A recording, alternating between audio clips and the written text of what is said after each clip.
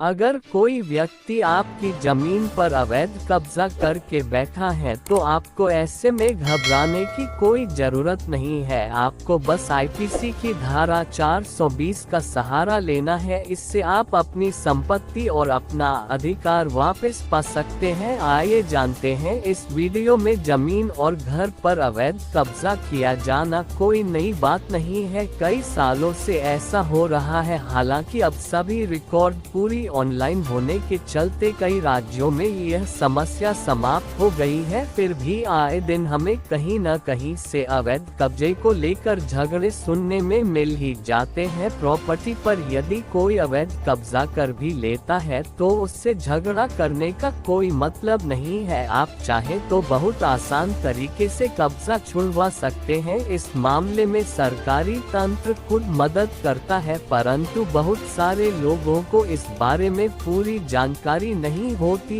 यदि आप इसे जान लेंगे तो आप खुद कभी ऐसी मुसीबत में नहीं फंसेंगे और दूसरों को भी इस तरह के झमेले से बचा लेंगे। बता दें कि पीड़ित के पास आपराधिक और सिविल दोनों ही तरह के मुकदमे दर्ज करने का विकल्प होता है। हो सकता है कि कानूनी प्रक्रिया कुछ लंबी हो, लेकिन हिंसा से तो देर भली है। आज हम आपको प्रॉपर्टी पर अवैध कब्जे को हटवाने के लिए इस्तेमाल में लाए जाने वाले कुछ कानूनों के बारे में बता रहे हैं। इसमें शुरुआत की 3 धाराएं आपराधिक कानून है, जबकि अंतिम धारा सिविल कानून के तहत आती है। आईपीसी की धारा 420 ये काफी चर्चित धारा है। इसका इस्तेमाल मुख्य रूप से धोखाधड़ी के अनेक मामलों में किया जाता है। अगर किसी व्यक्ति को बल प्रयोग कर उसकी संपत्ति से हटाया गया है तो ये कानून इस्तेमाल में लाया जा सकता है। किसी भी पीड़ित को सबसे पहले इसे इस्तेमाल में लाना चाहिए। आईपीसी की धारा 406 इस कानून का इस्तेमाल उस वक्त किया जाता है जब कोई व्यक्ति किसी अन्य व्यक्ति का विश्वास पात्र बनकर उसकी प्रॉपर्टी में सेंध लगाता है। इसे भी संगीन अपराध की श्रेणी में रखा गया है। पीड़ित व्यक्ति इस धारा के तहत अपने नजदीकी पुलिस थाने में शिकायत दर्ज करा सकता है। धारा 467 अगर किसी संपत्ति को फर्जी तरीके से तैयार दस्तावेजों के माध्यम से हथियाया जाता है तब ये कानून लागू होता है। इसे कूटरचना कानून के तौर पर भी जाना जाता है। इसमें कूटनीति के तहत फर्जी दस्तावेज बनाकर किसी की संपत्ति हथियाने के मामले का निपटान किया जाता है। ये एक सिविल कानून है। इसका इस्तेमाल खास परिस्थिति में होता है। इसमें किसी तरह की धोखाधड़ी नहीं होती, ना ही कोई फर्जी दस्तावेज बनाए जाते हैं। आरोपी व्यक्ति बस मनमर्जी से पीड़ित की संपत्ति पर जबरन कब्जा कर लेता है। इसकी धारा 6 के तहत पीड़ित को जल्दी व आसान न्याय देने का प्रयास होता है। हालांकि इस कानून में एक पेंच ये है कि कब्जे के 6 महीने के अंदर ही इस कानून के तहत मुकदमा दर्ज हो जाना चाहिए। दूसरा पेंच ये कि इसके तहत सरकार के खिलाफ मुकदमा नहीं कर सकते। इनमें से जो भी उपयुक्त हो आप उसका इस्तेमाल कर सकते हैं।